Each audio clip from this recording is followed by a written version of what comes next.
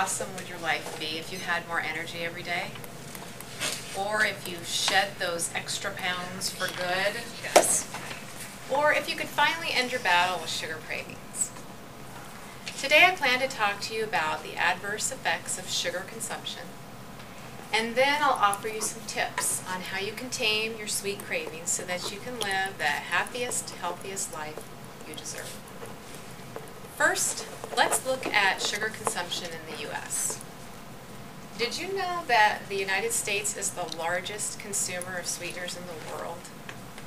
The average consumer, or the average American, consumes more than 100 pounds of sugar every year.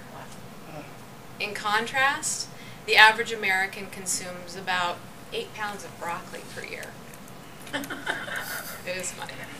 USDA recommendations for sugar are no more than 10 teaspoons per day, which I believe is a little on the high side.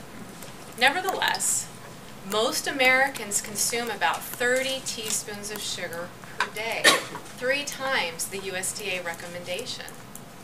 Now, I confess, I used to be a sugar junkie.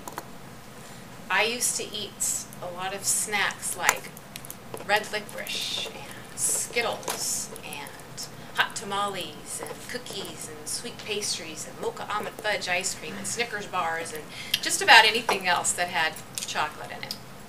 And it seemed that the more I consumed these sweet treats, the more out of control my cravings became. My mood swings would fluctuate up and down, and my energy level would do the same. My life was spinning out of control. Did you know that sugar addiction is a serious problem for many people?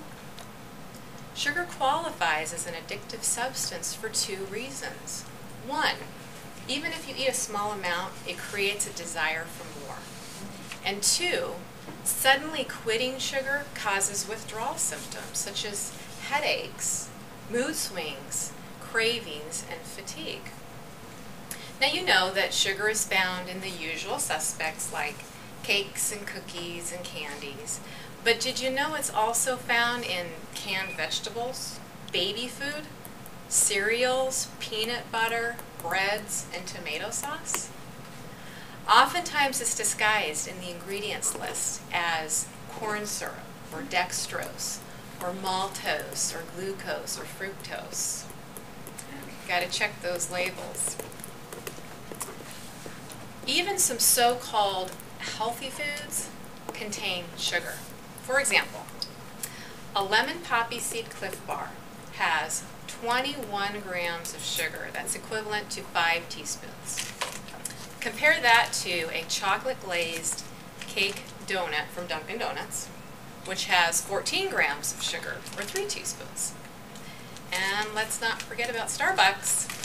A 16-ounce Frappuccino has a whopping 44 grams of sugar. That's 10 teaspoons. That's like eating 3 donuts. Overconsumption of refined sweeteners and added sugars have contributed to a rise in obesity, hypoglycemia, and type 2 diabetes in this nation, all of which are reaching epidemic proportions. So, what can you do to tame your sweet cravings? Well, let me tell you what I've done. The first thing that I don't recommend is using artificial sweeteners in place of sugar. Each one of them, aspartame, saccharin, sucralose, or better known as Splenda, all have negative health effects of their own. Instead, I'd like to offer 3 tips for a more natural approach. First, spring and summer are the perfect seasons for us sweet addicts. There are so many delicious fruits to choose from that can bring great satisfaction to just about any sweet tooth.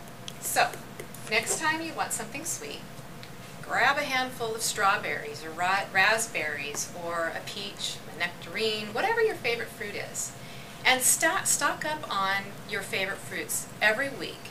Bring some with you to work every day, and when that 3 p.m. slump hits, you can avoid running to the vending machine for that Milky Way bar. And speaking of chocolate, that leads me to my next tip.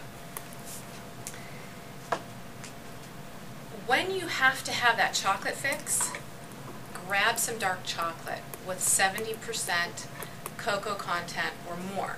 You all know that dark chocolate has rich, full of rich antioxidants. Well, the higher the cocoa content, the more antioxidants and the less added sugar and fat it contains. And just take a chunk or two at a time and really savor the taste of the chocolate, really enjoy the experience. Lastly, use natural sweeteners for baking or to add to your tea or your oatmeal or whatever it is. A couple of good ones are 100% raw sugar and 100% pure maple syrup. I'm not talking about Aunt Jemima here, so check the label for added sugar. But honey and maple syrup are great alternatives. Moderation is the key there. Another good one is agave nectar, which is sweeter than refined sugar, but it doesn't create that sugar rush. So, I encourage and invite each of you to evaluate your sugar consumption over the next week. Ask yourself if you're in control of your food choices or if sugar is in control of you. And if it is, know that you can take back control by incorporating some healthy fruits into your diet, by indulging in some good quality dark chocolate now and again, and using natural sweeteners instead of sugar. You know, I overcame my sugar addiction, and you can too.